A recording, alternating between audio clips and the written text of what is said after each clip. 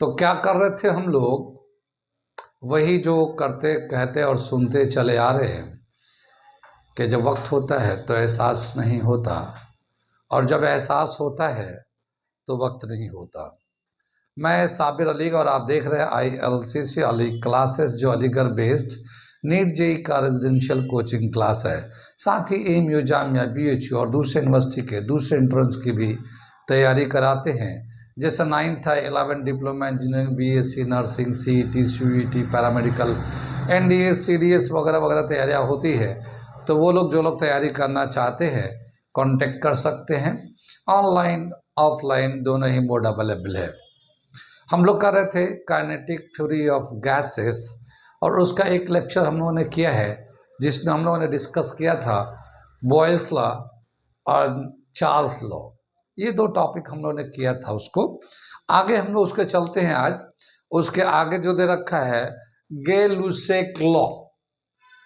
गे-लुसेक law क्या है, नाम मैं लिखता हूँ और फिर बताता हूँ। गे-लुसेक लॉ बेसिकली बताया क्या कि जब अगर वॉल्यूम को कांस्टेंट कर दिया जाए, वॉल्यूम को कांस्टेंट कर दिया जाए तो टेम्परेचर एंड प्रेशर में क्या रिलेशन होगा। ठीक, जैसे बॉयल्स लॉ में क्या कांस्टेंट था, टेम्परेचर कांस्टेंट था, तो प्रेशर एंड वॉल्यूम का रिलेशन निकाला था हम लोगों ने। चार्ल्स लॉ में प्रेशर कांस्टेंट था तो वॉल्यूम एंड टेम्परेचर का रिलेशन निकाला था। अब ये गे-लुसेक लॉ में वॉल्यूम कांस्टेंट होगा तो प्रेशर एंड टेम्परेचर का क्या रिलेशन होगा, इसको डिस्कस किया है। और क्या बताया है गे-लुसेक लॉ के अकॉर्डिंग कि व्हेनेवर टेम्परेचर इज इंक्रीजेस और decreases, the pressure is also decreases, means pressure and temperature are directly proportional to each other. When the volume is constant, the pressure and temperature are directly proportional to each other. तो मैं इसको literature में लिख के दिखाता हूँ। और क्या बताया कि जब भी कभी 1 डिग्री टेम्परेचर को बढ़ाते हैं या 1 डिग्री टेम्परेचर घटाते हैं तो जो प्रेशर है वो 1/273.15 टाइम्स ऑफ प्रेशर इंक्रीज करता है, डिक्रीज करता है, डिपेंड करता है टेम्परेचर बढ़ रहा है घट रहा उसके अकॉर्डिंग। ये बिल्कुल ऐसे ही है जैसे चार्ल्स लॉ में बताया था, सेम बिल्कुल ऐसे ही है। सिर्फ चार्ल्स लॉ में प्रेशर कांस्टेंट था तो वॉल्यूम एंड टेम्परेचर का रिलेशन था। यहाँ वॉल्यूम कांस्टेंट है गे-लुसेक लॉ में, और यहाँ प्रेशर एंड टेम्परेचर में रिलेशन लिखेंगे। ठीक, तो मैं एक स्टेटमेंट लिखता हूँ, पहले हेडिंग डालता हूँ इसका। ये हम लोगों ने इसका स्टेटमेंट लिख दिया। क्या दे रखा है Gay Lussac law, it state that when volume remain constant, volume remain constant, ये the pressure of a given mass of a gas increases or decreases by 1/273.15 of its pressure at 0 degree Celsius for each 1 degree rise or fall of temperature। यानी 1 degree temperature बढ़ाते हैं तो उसका pressure बढ़ेगा 1/273.15, या 1 degree temperature घटाते हैं तो प्रेशर घट जाएगा उसका। तो प्रेशर एंड टेम्परेचर जो है ना एक दूसरे के डायरेक्टली प्रोपोर्शनल होते हैं। मान लो एक बॉडी का जो प्रेशर है P0 है 0 डिग्री सेल्सियस पे, let's P0 is pressure at 0 degree Celsius and PT is pressure of the gas at T degree Celsius. ये PT यानी T टेम्परेचर बढ़ा देते हैं या घटा दे तो क्या होगा, तो उसके हिसाब से जो प्रेशर लिखेंगे हम लोग, क्या दे रहा, ये तो PT pressure at temperature T क्या होगा, इनिशियल प्रेशर तो जो था वो तो था ही था 0 डिग्री सेल्सियस पे, फिर उसके बाद बढ़ता कितना है 1/273.15 ऑफ P0, यानी कि जो 0 डिग्री पे प्रेशर था उसका इतना टाइम्स बढ़ जाएगा। ठीक है। और यहाँ पे ये T ले लेंगे, ये टेम्परेचर T ले लेंगे। यहाँ पे T temperature 1 degree 2 degree 3 degree जितना भी होगा वो होगा।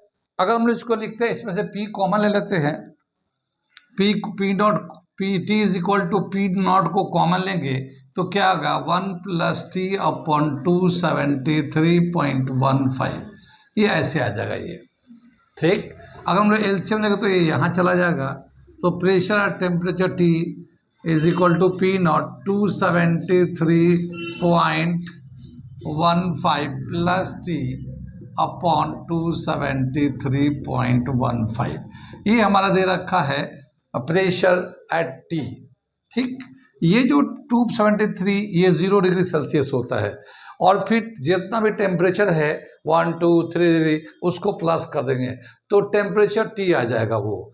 और यहाँ पे टेम्परेचर T नॉट है, यानी 273.15 टेम्परेचर T नॉट है, यानी 0 डिग्री सेल्सियस है वो। केल्विन में 273.15 है, सेल्सियस में तो 0 ही है। तो हम लोग इसको लिखेंगे PT is equal to P not, ये T हो गया टेम्परेचर और ये T नॉट हो गया। ये कितनी बात समझ में आई? अगर हम लोग P नॉट T नॉट को ऐसे T को, ये वाला T को इधर लाते हैं तो pressure at temperature T upon T P not T not. ठीक है, ऐसे दे रखा है। इसका मतलब ये कि pressure at temperature T upon T P not T not, ये एक कांस्टेंट वैल्यू है, कांस्टेंट वैल्यू देता हमें। ठीक है, और यहाँ से क्या पता चलता है कि जब भी कभी प्रेशर टेम्परेचर बढ़ाएंगे तो प्रेशर बढ़ेगा। Pressure and volume are directly proportional to each other. ठीक है, मैं इसके आगे लिखता हूँ, ये तो लिख लिया आप लोगों ने, मैं मिटा दूँ इसे। तो यहाँ से क्या समझ में आता है कि pressure and temperature are directly proportional to each other. क्या दे रखा है इसका कि when volume is constant, when volume of a gas is constant, the pressure is directly proportional to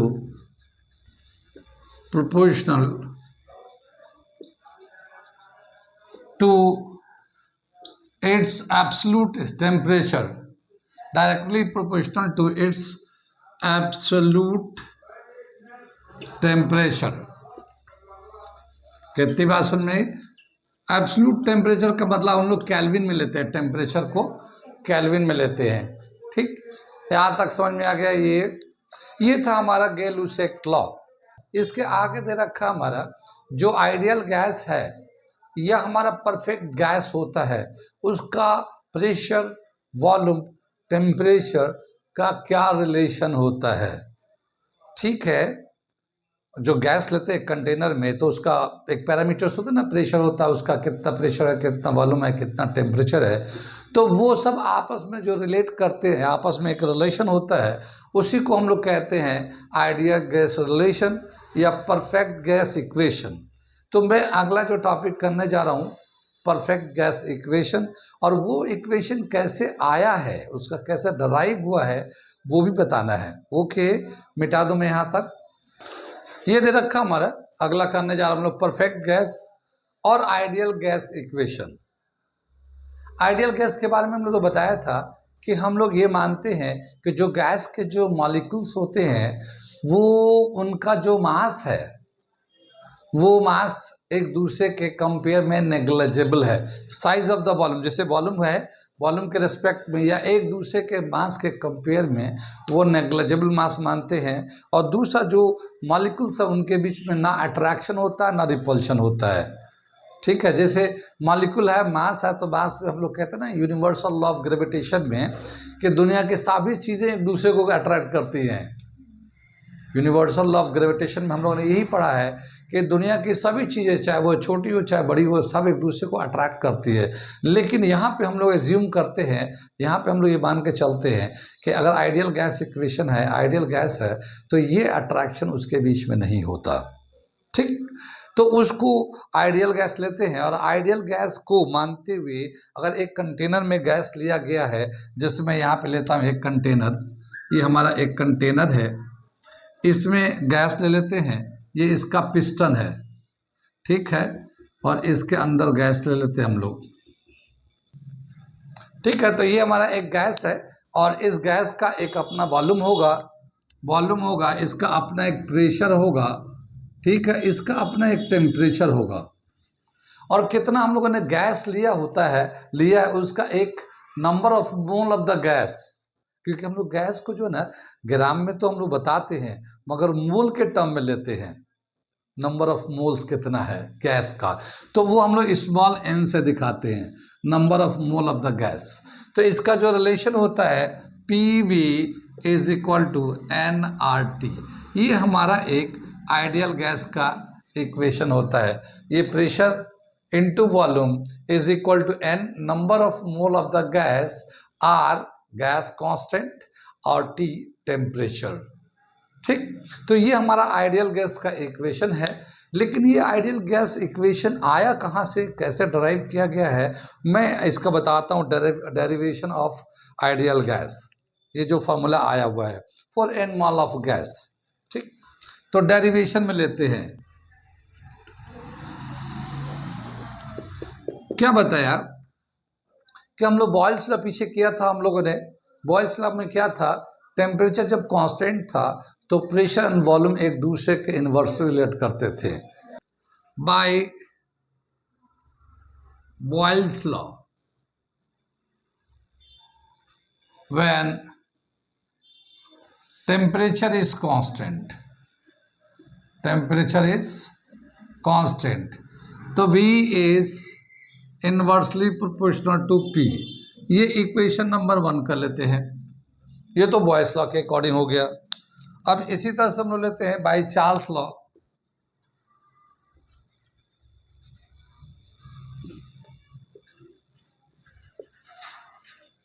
Charles law, when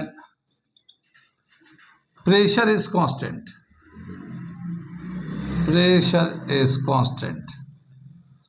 ठीक है ना, प्रेशर जब कांस्टेंट होगा तो क्या होगा, volume is directly proportional to temperature. ये दूसरा इक्वेशन आ गया। तो ये दोनों लॉ लिया, एक बॉयल्स लॉ एक चार्ल्स लॉ, दोनों के हिसाब से रिलेशन लिख दिया। ये वॉल्यूम से प्रेशर का दिखा दिया, ये वॉल्यूम का टेम्परेचर दिखाया। इन दोनों को जब एक साथ कंबाइन करके लिखेंगे तो कैसे लिखेंगे वो मैं लिखता हूं। When combined equation 1 and 2, P is directly proportional to T, inversely proportional to P। ठीक, इस प्रोपोर्शनलिटी को हटाने के लिए एक कांस्टेंट यूज करेंगे तो वो R होता है, तो RT अपॉन P, और ये P को जब इधर लेंगे तो PV is equal to RT हो गया। For 1 mole of gas, for 1 mole of gas, ये 1 मोल ऑफ गैस के लिए हो गया। अगर n नंबर ऑफ मोल्स होगा तो यही इक्वेशन कैसे निकालेंगे हम लोग, for n mole of gas, for n moles of gas क्या आ जाएगा, PV is equal to nRT। ये हमारा रिलेशन आ जाएगा इस तरह से। तो इस तरह से हम लोग डराइव करते हैं बॉयल्स लॉ चार्ल्स लॉ को कंबाइन करके, ये डराइव करते हैं। ये और ये दोनों सेम रिलेशन है। ये 1 मोल अगर यहाँ n का वैल्यू 1 हो जाएगा तो ये भी PV is equal to RT के बराबर हो जाएगा। और ये अगर हम लोग n नंबर ऑफ मोल्स ले लेते हैं एक से ज़्यादा तो फिर n से मल्टीप्लाई था। तो ये हमारा हो गया कैसे ये आइडियल गैस इक्वेशन डराइव किया गया इन सब लॉ को कंबाइन करने के बाद। ठीक, अब यहाँ पे दे रखा आइडियल गैस इक्वेशन का जो कांस्टेंट है R, इसको हम लोग कहते हैं universal constant, gas constant, universal gas constant. इसका एक वैल्यू आता है अगर स्टैंडर्ड टेम्परेचर एंड प्रेशर लेते हैं तो। उससे पहले इसमें एक दो चीज़ें और डिस्कस किए हैं, जैसे एक टॉपिक है बोल्ट्जमान कांस्टेंट। तो मैं उस कंसेप्ट को पहले बताता हूँ, इसे मिटाता हूँ, नोट कर लीजिए इसे। ये हमारा आइडियल गैस इक्वेशन था, अभी हम लोगों ने लिखा था। ये जो n है number of mole of the gas है। तो नंबर ऑफ मोल कैसे निकालते हैं, अगर कोई भी गैस लेते हैं तो कितना उसका मास लिया है हम लोगों ने, तो given mass of a gas upon molecular mass of the gas, यानी उसका मॉलिक्यूल का कितना मास होता है वो लेते हैं, और जो कितना मास लिया है उसको लेते हैं। तो given mass upon molecular mass, उसको हम लोग लिखते हैं number of moles. Number of moles निकालने का तरीका यहाँ पर मैं लिखता हूँ, n is equal to given mass of gas upon molecular mass, ठीक है ना। ये हम लोग लिखते हैं नंबर ऑफ मोल ऐसे निकालते हैं, given mass upon molecular mass of a gas. अब यहाँ पे मास तो गिवन होता नहीं है, तो हम लोग अगर 1 ग्राम मास ले, कोई भी गैस है, hydrogen gas, nitrogen gas, oxygen gas, कोई भी, उसका 1 ग्राम लेते हैं, ठीक, और उसके मॉलिक्यूलर मास से डिवाइड कर देते हैं, तो नंबर ऑफ मोल हो जाएगा। तो फॉर 1 ग्राम ऑफ गैस, यहाँ पे लेते हैं for 1 gram of gas,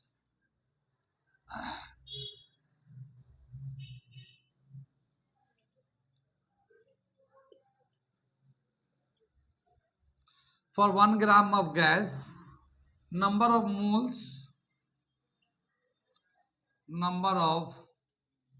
moles is n is equal to given mass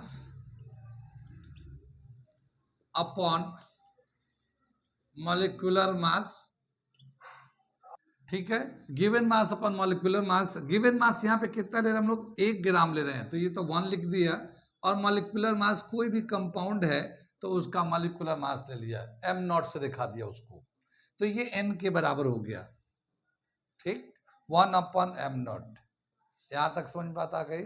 आगे बताया क्या कि कोई अगर हम लोग number of mole of the gas निकालना चाहते हैं, लेकिन इन term of number of particles, 2 तरीके से नंबर ऑफ मोल निकालते हैं, ये तो मास से निकालते हैं, एक फॉर्मूला और है, वो भी लिख देता हूं, क्या है वो,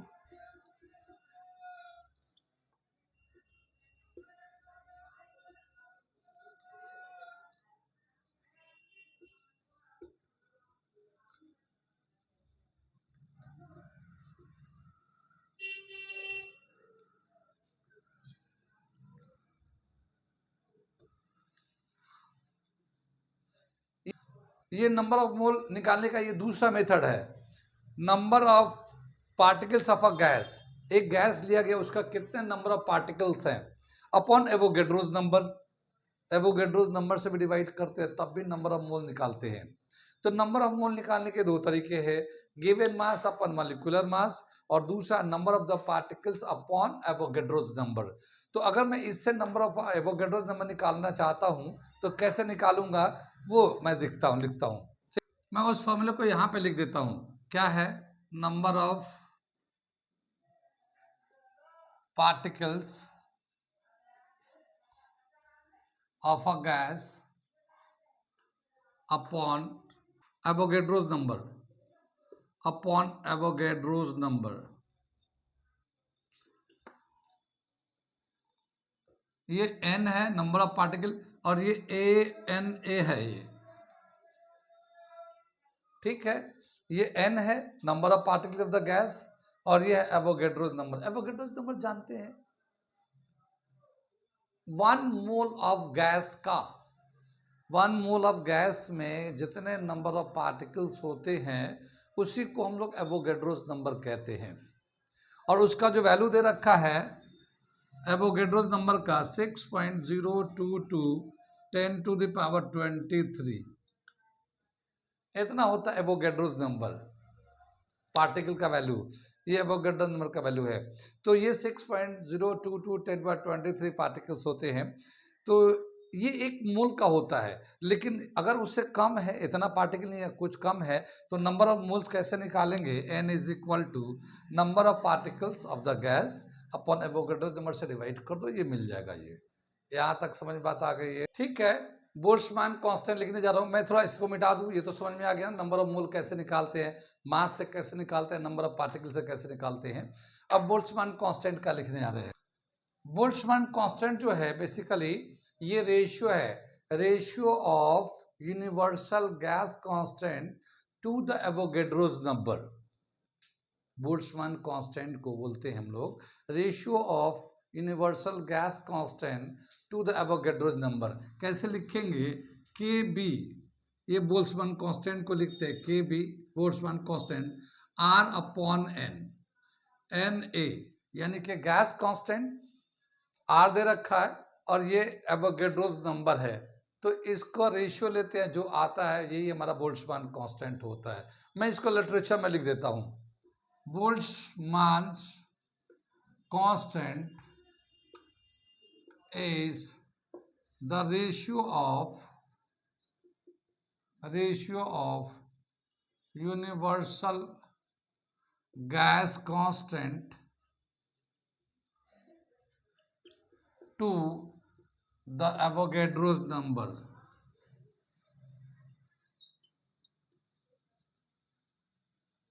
ये दे रखा हमारा केबी को हम बोलते हैं gas constant Avogadro's, gas constant upon Avogadro's number. यहां तक समझ में बात आ गई है।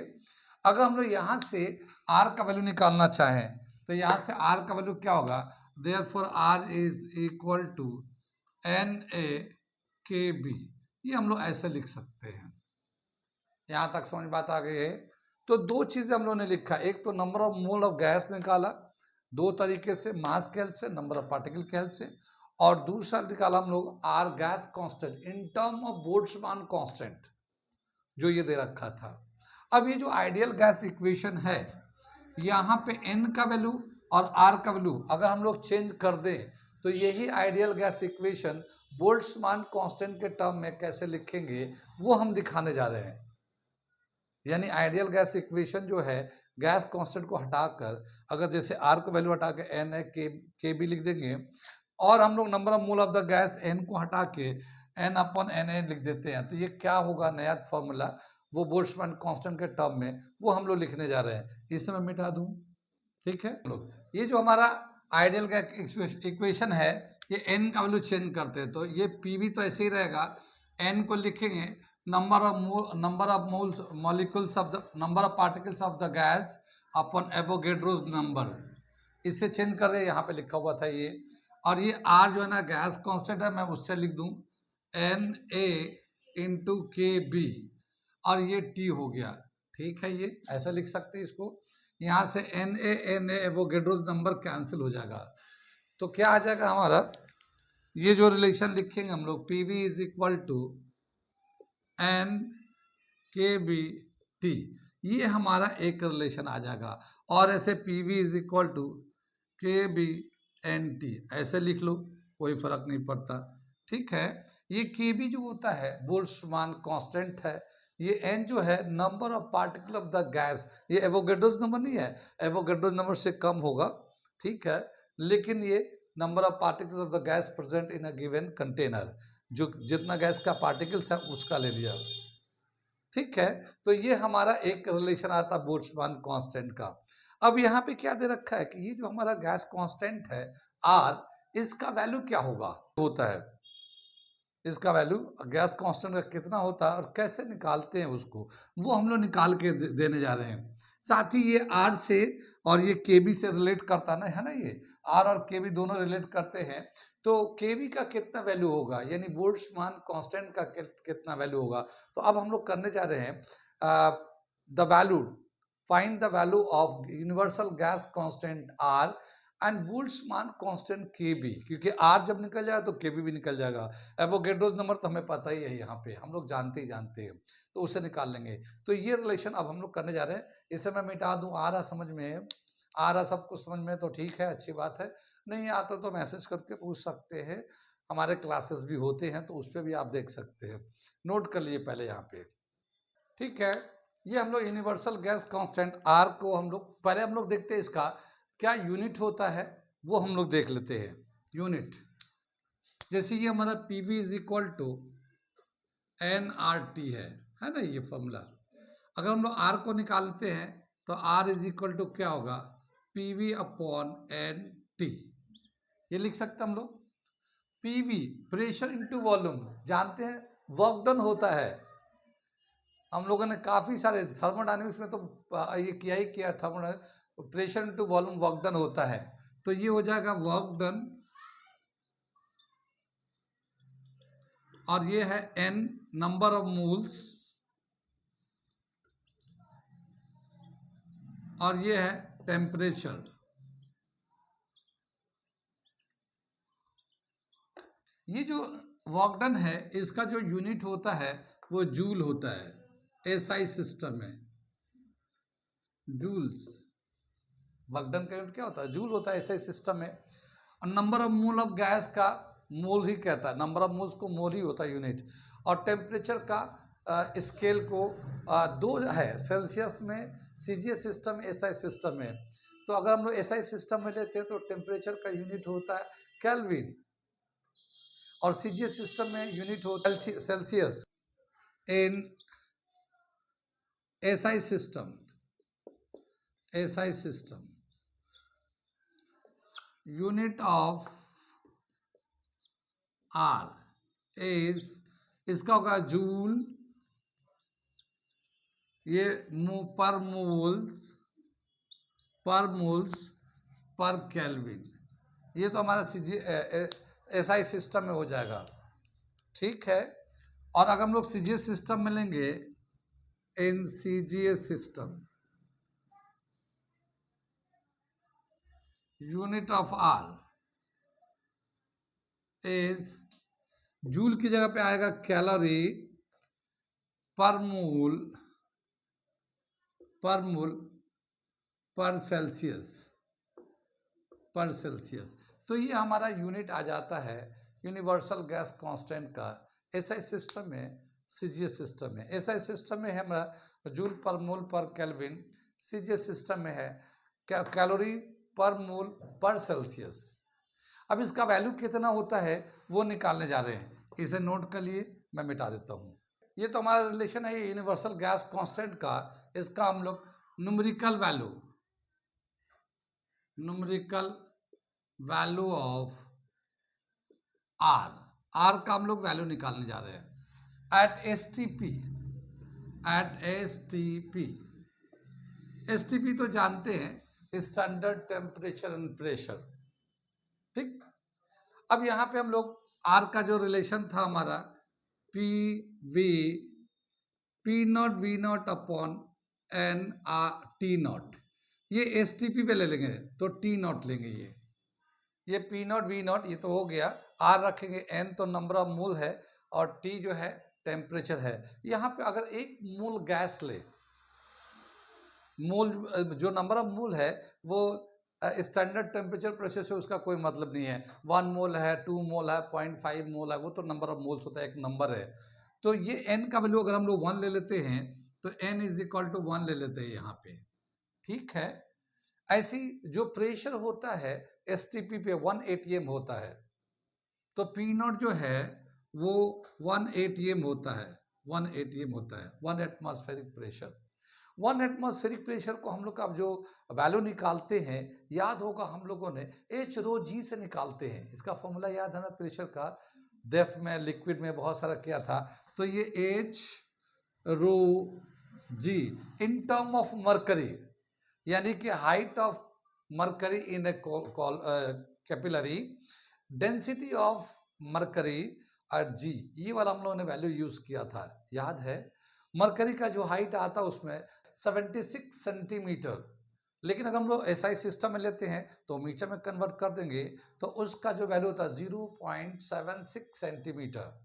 डेंसिटी ऑफ मरकरी होता है 13.6 10 to the power 3 kg density, और जी का वैल्यू 9.8 हम लोग जानते हैं। तो यहाँ पे अगर मैं यहाँ पे लिख देता हूँ समझने के लिए, पी नॉट का वैल्यू, ये हाइट है 0.76 मीटर में कर लिया, डेंसिटी है 13.6 10 टू द पावर 3 kg में कर लिया डेंसिटी, मास, डेंसिटी तो मास अपन वॉल्यूम, ठीक है। और ये जी होता 9.8, ये हम लोग इसको पी नॉट की जगह पे यूज हो जाएगा।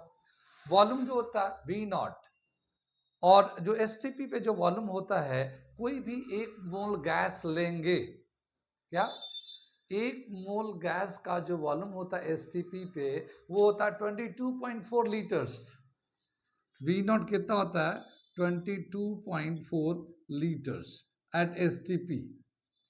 कोई भी एक मोल गैस लेंगे, कोई भी गैस, आइडियल गैस अगर कोई भी एक मोल लेंगे तो उसका जो वॉल्यूम होता है 22.4 लीटर्स। ये लीटर में है, लेकिन हमें तो ऐसा ही सिस्टम में लेना है, तो हमें इसको मीटर में कन्वर्ट करना है।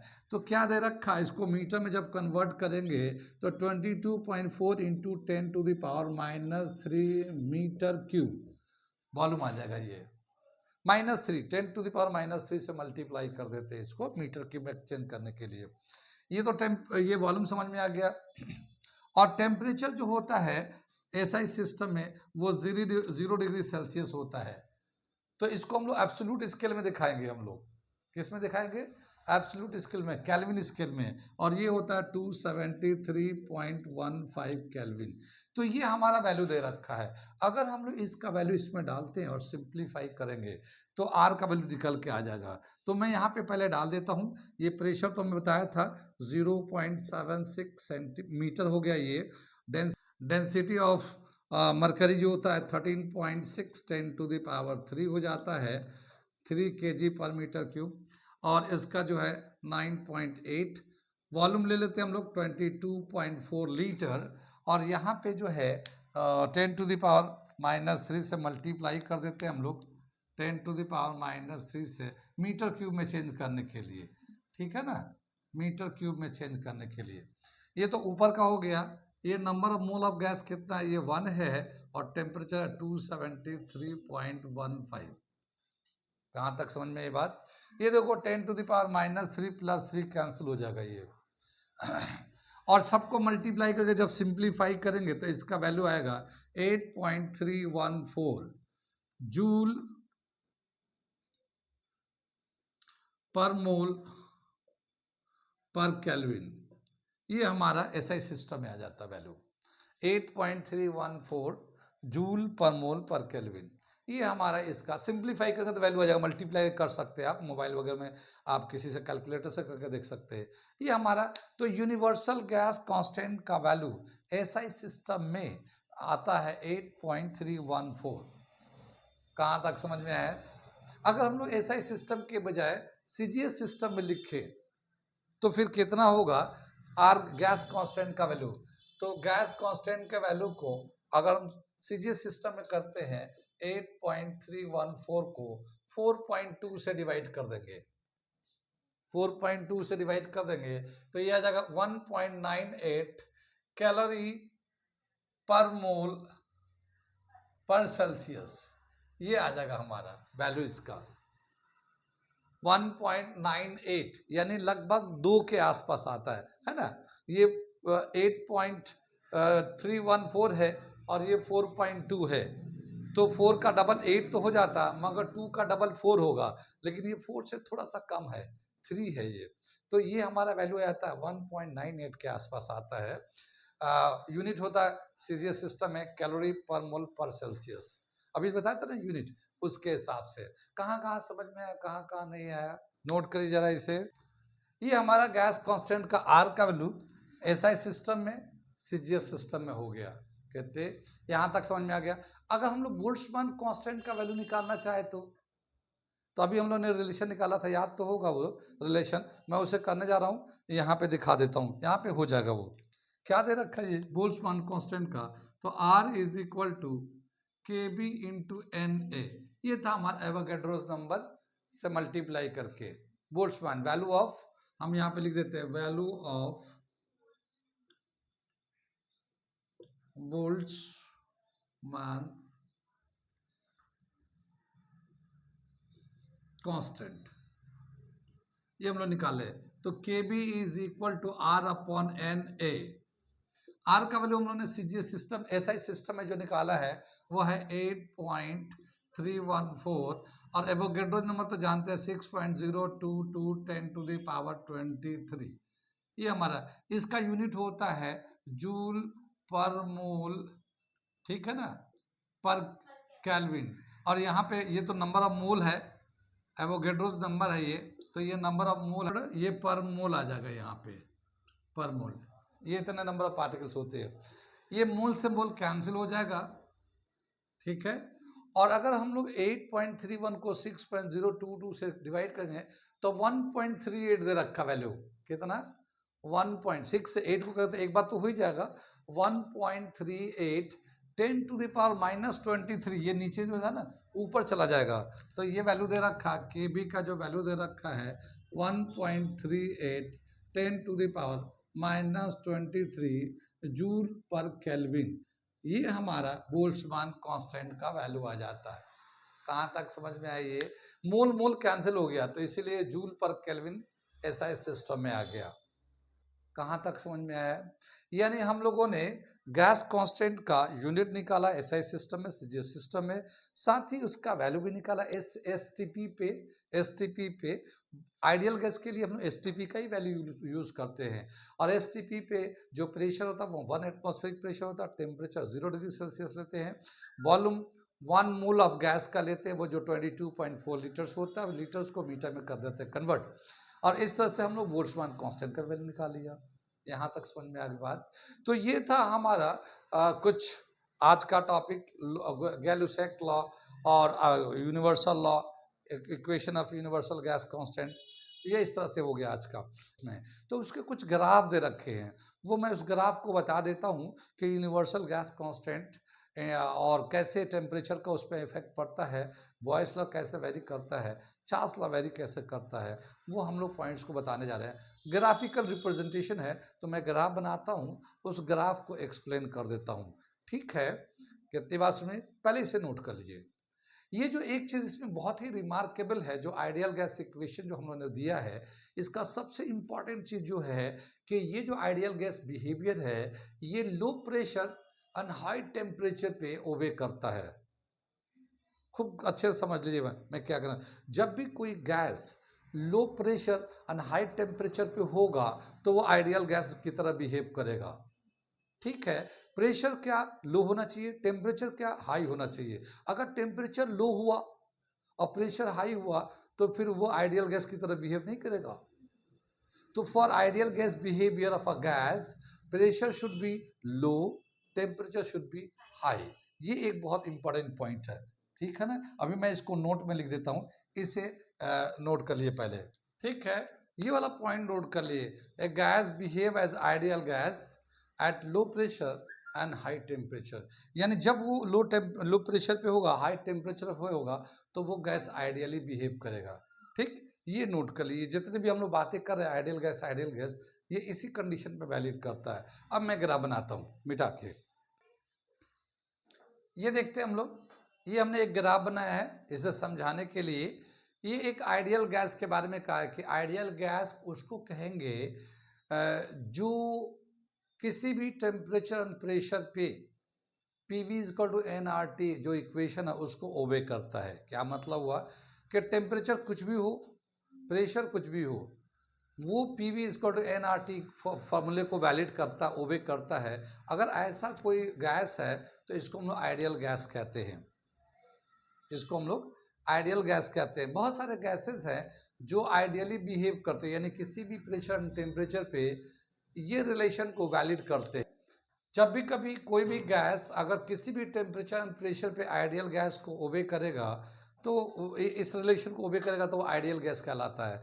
कुछ गैस ऐसे हैं जो किसी भी टेम्परेचर एंड प्रेशर पे इस रिलेशन को ओबे करते हैं। जैसे दे रखा है हाइड्रोजन है, like hydrogen, oxygen, nitrogen, helium obeys this equation at any temperature and pressure। यानी ये जो गैसेस हैं ये हमेशा ही आइडियल गैस की तरह बिहेव करते हैं। हाइड्रोजन है, नाइट्रोजन है, ऑक्सीजन है, हीलियम गैस है, और जो दूसरे गैसेस हैं वो हमेशा हर कंडीशन में आइडियल बिहेव नहीं करते। उनके लिए कंडीशन ये है कि लो प्रेशर एंड हाई टेम्परेचर होना चाहिए, तभी वो आइडियल बिहेव करते हैं। वैसे ये किसी भी, चाहे लो प्रेशर हो या हाई प्रेशर हो, दोनों कंडीशन में ये आइडियली बिहेव करते हैं। ये गैसेस कुछ दे रखे हैं। अब क्या बताया कि जो आइडियल गैस का रिलेशन में PV = nRT निकाला था, तो R का हम लोगों ने वैल्यू निकाला था, और R गैस कांस्टेंट का वैल्यू हमने STP पे निकाला था, और उसका वैल्यू था 8.314। ठीक, अब हम लोगों ने ग्राफ बनाया, देखिए ये P V, P not, B not, T not, इसका ऊपर की तरफ दिखा रहे हैं और ये प्रेशर इधर की तरफ ले रहे हैं, इसमें टेम्परेचर भी है। तो इसका जो एक वैल्यू आता है ये आर गैस कांस्टेंट है, ये आर के बराबर है, ये P V equal to N T जो है ना आर के बराबर है ना। और इसका वैल्यू जो है ना एस टी पी पे 8.314 होता है। अगर कोई गैस आइडियली बिहेव करता है तो वो उसका जो ग्राफ ड्रॉ करेगा वो स्ट्रेट लाइन जाएगा, बिल्कुल सीधा जाएगा। हर टेम्परेचर प्रेशर पे, हर टेम्परेचर एंड प्रेशर पे आइडियली बिहेव करेगा तो उसका लाइन स्ट्रेट लाइन होगा। लेकिन अगर जो गैस आइडियली बिहेव नहीं करेगा, प्रेशर बढ़ाने घटाने पे उसका बिहेवियर आइडियल गैस की तरह नहीं होगा, तो जाहिर है वो थोड़ा सा वेरी करेगा, डेविएट करेगा, आइडियल गैस के रिलेशन से डेविएट करेगा। तो ये लिखा है deviation from ideal gas behaviour, deviation from ideal behaviour, यानी अगर हम लोग प्रेशर बढ़ाते हैं, टेम्परेचर को चेंज करते हैं, तो फिर उसका जो बिहेवियर चेंज होता है, उसका यूनिवर्सल गैस कांस्टेंट का जो वैल्यू है वो थोड़ा वेरी करता है, वो स्ट्रेट लाइन नहीं आता, हर जगह बराबर नहीं होता। जैसे ये इसका मतलब क्या हुआ, ये यूनिवर्सल गैस कांस्टेंट का वैल्यू हर जगह बराबर होगा, प्रेशर चाहे कुछ भी हो। अगर ये आइडियल गैस हुआ तो, आइडियल गैस हुआ तो प्रेशर कुछ भी कर दो, कितना भी प्रेशर बढ़ा दो। जैसे यहाँ पे प्रेशर में लिया है एटीएम में लिया है, ये 0 डिग्री, ये यहाँ पे लिया है, ये 200 एटीएम दिखा रहे हैं, ये 400 एटीएम दिखा रहे हैं, यानी प्रेशर हम लोग बढ़ाते जा रहे हैं। तो अगर आइडियल गैस होगा तो वो तो ये वैल्यू हमेशा ये रहेगा जो हमने दिखा रखा है 8.31, ये तो ये इतना वैल्यू हमेशा ही रहेगा, चाहे प्रेशर कितना भी कर दिया, अगर ये आइडियल हुआ तो। लेकिन अगर आइडियल नहीं हुआ तो फिर टेम्परेचर के वेरी करने से क्या बिहेवियर चेंज होगा वो दिखा रखा है। तो देखिए ये 3 टेम्परेचर पे हम लोगों ने इसको, इस ग्राफ को शो कर रहे हैं, T1, T2, T3। T3 सबसे कम है और ये देखिए T3 का ग्राफ ऐसे जा रहा है, यानी कि अगर हम लोग प्रेशर बढ़ाएंगे तो आइडियल गैस का बिहेवियर जो है ना नीचे की तरफ, यानी यूनिवर्सल गैस कांस्टेंट का वैल्यू घटने लगेगा, ये वैल्यू घटने लगेगा, घटने लगेगा, घटने लगेगा, और यहाँ पे जाने के बाद सबसे लोएस्ट वैल्यू हो जाएगा। ठीक है, टेम्परेचर पे इतना, मतलब टेम्परेचर जब चलेगा तो ये टेम्परेचर, ये लो टेम्परेचर है, T3 क्या है, सबसे लो टेम्परेचर, और प्रेशर बढ़ा रहे हैं, यानी कि एक गैस लिया हम लोगों ने, टेम्परेचर लो रखा है, प्रेशर बढ़ाते जा रहे हैं, प्रेशर बढ़ाते जा रहे हैं, प्रेशर बढ़ाते जा रहे हैं।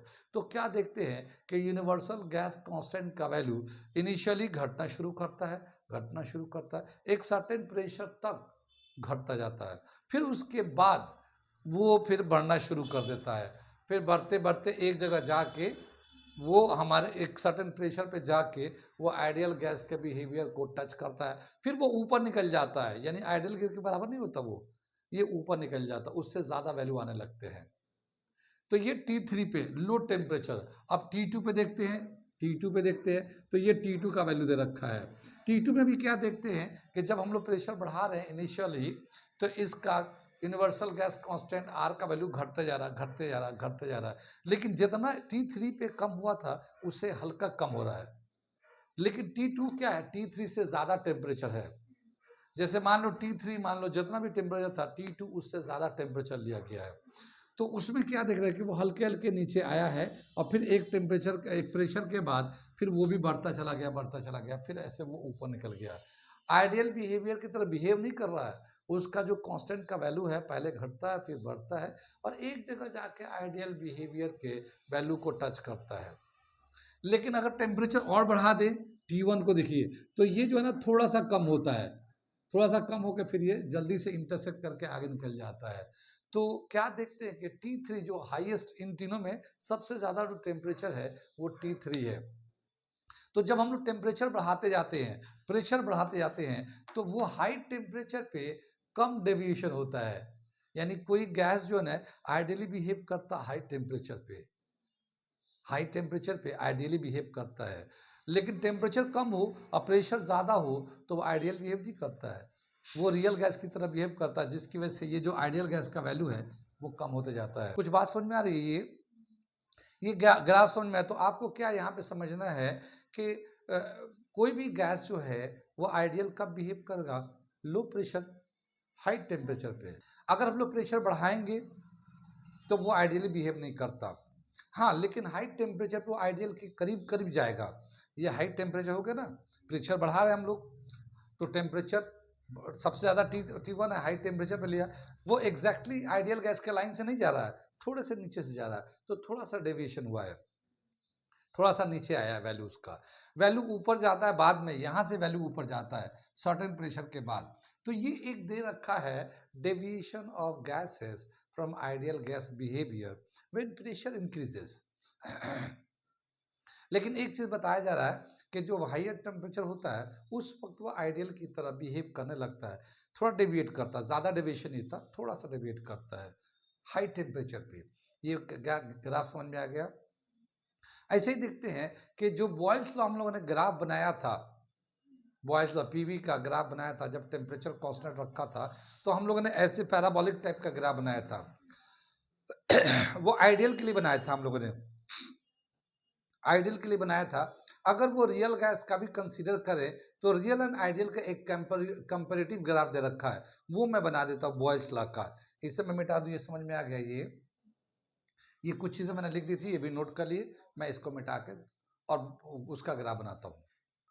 ठीक है, ये हम लोग दूसरा ग्राफ बनाया है बॉयल्स लॉ का पीवी ग्राफ। हम लोगों ने इसका हेडिंग डाला deviation of gas from the ideal behaviour. अब क्या दे रखा है यहाँ देखिए, अगर प्रेशर बढ़ाते हैं वॉल्यूम इधर बढ़ाते हैं, ये दो एक्सिस हम लोग लिया था। अब इसमें क्या दे रखा, दो लाइन बनाया है। क्या बनाया, एक हार्ड लाइन एक डॉटेड लाइन, एक हार्ड लाइन एक डॉटेड लाइन। तो जो डॉटेड लाइन है ये जो आइडियल गैस के लिए दिखाए थे हम लोग, और जो हार्ड लाइन है वो रियल गैस के लिए दिखा रहे हैं। और ये जो T1 T2, ये एक टेम्परेचर T1 है, ये T2 है। T1 जो है ना T2 से ज़्यादा है, यानी कि T1 ज़्यादा है। अब बता के एक लो टेम्परेचर लेते हैं, लो टेम्परेचर पे प्रेशर एंड वॉल्यूम जो बॉयल्स लॉ के अकॉर्डिंग है वो कैसे चेंज होता है रियल गैस का। देखिए पहले एकदम सिर्फ ऐसे कम होते जाता है, यानी कि जैसे जैसे हम लोग वॉल्यूम बढ़ाते आते हैं प्रेशर घटते जाता है, बिल्कुल सीधा घटते जाता है, फिर बाद में आके ये कांस्टेंट हो जाता है। यानी कि जो प्रेशर डिक्रीज कर रहा है वो बहुत तेज़ी से प्रेशर डिक्रीज करता है। जब वॉल्यूम बढ़ाते हैं तो प्रेशर बहुत तेज़ी से डिक्रीज करता है और बिल्कुल सीधा डिक्रीज करता है। ये कब, जब टेम्परेचर लो होता है तब की बात है। ठीक है, लेकिन अगर टेम्परेचर हाई होगा तो उस केस में देखिए ये हार्ड लाइन है, ये तो रियल गैस का है, और इसी के साथ डॉटेड लाइन भी दिखा रहे हैं, तो उसमें डिफरेंस बहुत कम है। यहाँ पे देखिए जो आइडियल गैस है इसी का आइडियल, ये तो रियल गैस का बना रहे थे लो टेम्परेचर पे, अगर आइडियल गैस का अगर कंसीडर करते तो उसका ग्राफ ऐसे हम लोग बना देते हैं। तो रियल में ऐसा होता है, रियल गैस में, आइडियल गैस में ऐसा होता है जब लो टेम्परेचर होता तो। लेकिन जब टेम्परेचर बढ़ाते हैं तो उस कंडीशन में देखिए ये हार्ड लाइन रियल गैस के लिए और डॉटेड लाइन आइडियल गैस के लिए, तो उसमें थोड़ा सा डिफरेंस होता है, थोड़ा सा डिफरेंस होता है हायर टेम्परेचर पे। लेकिन लो टेम्परेचर पे काफ़ी डिफरेंस है, काफ़ी डिफरेंस है। तो ये दे रखा है कि डेविएशन कैसे होता है आइडियल गैस और रियल गैस पे अगर टेम्परेचर को वैरी करते हैं और प्रेशर और वॉल्यूम को चेंज करते हैं। तो जैसे जैसे प्रेशर बढ़ाते जाएंगे वॉल्यूम घटता जाएगा, और अगर वॉल्यूम बढ़ाते जाएंगे प्रेशर घटता जाएगा लो टेम्परेचर पे, तो उसका ग्राफ रियल में ऐसा बनेगा। मगर आइडियली अगर हम लोग कंसिडर कर लेते हैं तो ऐसा बना देते हैं आइडियल में ऐसा बनाते हैं, लेकिन रियल में ऐसा होता है वो। इसी तरह से देखते हैं कि हाई टेम्परेचर पे रियल में ऐसा होता है, आइडियल में ऐसा होता है, थोड़ा सा, लेकिन हाई टेम्परेचर पे थोड़ा सा डिफरेंस आता है, थोड़ा सा डेविएशन आता है। तो अभी हमने बताया था ना, नोट में लिखा था कि जितने भी गैसेस हैं वो आइडियली तब बिहेव करते हैं जब प्रेशर लो हो और टेम्परेचर हाई हो तो। ठीक है, इसी तरह से चार्ल्स लॉ का भी एक रिलेशन दे रखा है। चार्ल्स लॉ का भी हम लोगों ने ग्राफ बनाया था ना हम लोगों ने, वॉल्यूम वर्सेस टाइम का ग्राफ, जब प्रेशर कांस्टेंट होगा तो उसका मैं एक ग्राफ बना देता हूँ इसी चार्ट पे, और देखते हैं उसमें डेविएशन कितना होता है, कैसे डेविएट करता है। ठीक है, इसी पे हम बना देते हैं। ठीक है, ये देखिए चार्ल्स लॉ का TV graph, temperature volume graph बनाते हैं चार्ल्स लॉ के अकॉर्डिंग। क्या बनाया है यहाँ पे देखिए, ये टेम्परेचर बढ़ा रहे हैं हम लोग, वॉल्यूम इधर है। ठीक है, तो यहाँ पे देखिए दो प्रेशर लिया है, एक प्रेशर P1, ये प्रेशर P2 है। P1 जो है ना P2 से आता है, तो पहले हम कम प्रेशर पे देख लेते हैं, पहले कम प्रेशर पे देखते हैं P2। तो क्या देखते हैं P2 कि जैसे जैसे हम लोग टेम्परेचर बढ़ाते हैं, ये जो हार्ड लाइन है वो रियल बिहेवियर है, वो रियल का बिहेवियर है, और जो डॉटेड लाइन है वो आइडियल बिहेवियर है। तो जो हार्ड लाइन है वो और जो डॉटेड लाइन है वो ऑलमोस्ट सेम है। देख रहे ना, ये भी ऐसे ही नीचे की तरफ जा रहा है, ये भी ऐसे ही नीचे की तरफ आ रहा है। लो प्रेशर पे, लो प्रेशर पे अब जब टेम्परेचर बढ़ा रहे हैं तो ठीक है। तो हार्ड लाइन और इसमें डॉटेड लाइन में ज़्यादा डेविएशन नहीं है। लेकिन अगर हम लोग हाई प्रेशर लेते हैं, प्रेशर बढ़ा दिया P1, तो यहाँ पे ही थोड़ा सा करीब आता है, बाकी ये दूर चला जाता है। आइडियल तो ऐसे लाइन बनाते हैं और रियल में ऐसे बनता ही है, ठीक है। तो यहाँ पे डेविएशन जैसे इससे हम लोग वॉल्यूम कम होता जाएगा, यानी यहाँ पे वॉल्यूम लेंगे तो ये जो आइडियल और रियल है ना, इनके गैप बढ़ जाते हैं। लेकिन जब वॉल्यूम बढ़ाते हैं तो जाहिर आप वॉल्यूम बढ़ाएंगे इधर की तरफ तो टेम्परेचर घटेगा। तो एक ऐसा जहाँ पे ये दोनों करीब करीब हो जाते हैं। तो ये दे रखा है चार्ज के अकॉर्डिंग क्या डेविएशन हो रहा है, क्योंकि चार्ल्स में तो प्रेशर कांस्टेंट रखते हैं ना। तो एक बार प्रेशर में P1 लिया, P2 लिखा, लेकिन P2 कम था, P1 ज़्यादा था, ठीक है। तो कम प्रेशर पे तो वो आइडियल गैस को ओबे करता ना। आइडियल गैस जो है ना, लो प्रेशर हाई टेम्परेचर पे तो जैसे देखिए यहाँ पे प्रेशर तो लो है, टेम्परेचर बढ़ा रहे हैं, तो जैसे जैसे टेम्परेचर बढ़ेगा तो यहाँ पे जाने के बाद ये आइडियल और रियल दोनों एक जैसे बिहेव कर रहे हैं।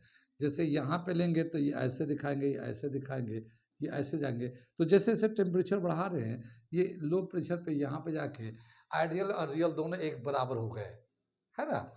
ऐसे ही यहाँ पे देखिए, जब टेम्परेचर बढ़ा रहे हैं तो ये चलते चलते यहाँ पे कहीं पे जाके दोनों एक दूसरे को टच करने लगेंगे, ठीक है। तो टच जहाँ करेंगे वहाँ आइडियल और रियल सेम हो जाते हैं, लेकिन टेम्परेचर बढ़ा रहे हैं तब, ठीक है। वो एक अलग प्रेशर था, ये एक अलग प्रेशर था। तो ये दे रखा कुछ graph Boyle's law, Charles law का, जहाँ पे एक आइडियल गैस और रियल गैस का डेविएशन को शो किया गया है कि हम लोग आइडियल गैस मान के ये PV = nRT तो यूज़ करते हैं, और उसी के बेस पर हम लोग बहुत सारे क्वेश्चन भी करते हैं, न्यूमेरिकल भी करते हैं।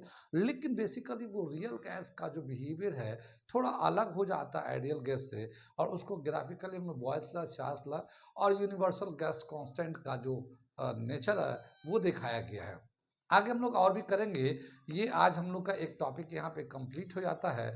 अगला जो टॉपिक है वो आइडियल गैस का एजम्पशन है, रिलेशन सब बहुत सारी चीज़ें हैं, तो अगले क्लास में हम लोग करते हैं। आज हम लोग यहीं पे रहने देते हैं।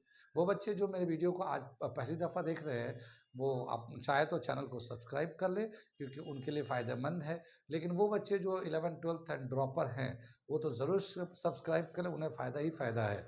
और वो बच्चे जो 8, 9, 10th में आने वाला नीट जेईई में तैयारी करना, नीट जेईई की तैयारी करेंगे और चाहते हैं कि पहले अटेम्प्ट में क्रैक करके गवर्नमेंट कॉलेज में जाएं, तो वो ज़रूर ही सब्सक्राइब करके रखें, क्योंकि हम लोग कंटेंट भी दे रहे हैं, प्लान भी देते हैं, एग्जीक्यूशन भी कराते हैं, बहुत सारी चीज़ें हैं। तो अगर आप चाहते हैं कि आप अपने घर बैठे या फिर हमारे लाइव क्लास से आपको घर बैठे लाइव क्लासेस से आप फ़ायदा लें, ज़्यादा से ज़्यादा फ़ायदा लें कम पैसे में भी, तो आप हमारे चैनल को ज़रूर सब्सक्राइब करें, ताकि हमारे प्रोग्राम के बारे में आपको पता चलता रहे कि हम लोग क्या करा रहे हैं, कब करा रहे हैं, कैसे शुरू हो रहा है।